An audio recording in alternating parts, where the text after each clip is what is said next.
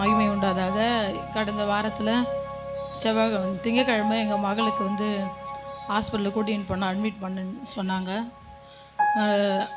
ஒரு மாதமாக நான் சர்ச்சில் இருக்கிறவங்க எல்லோரும் ஜெபம் பண்ணிட்டு இருந்தோம். சுகமான பிரசவத்துக்கு தான் ஜெபம் பண்ணோம். ஆனாலும் தேவனுடைய சித்தம் எதுவும் அதுதான் நம்மளுடைய வாழ்க்கையில் நடக்கும்.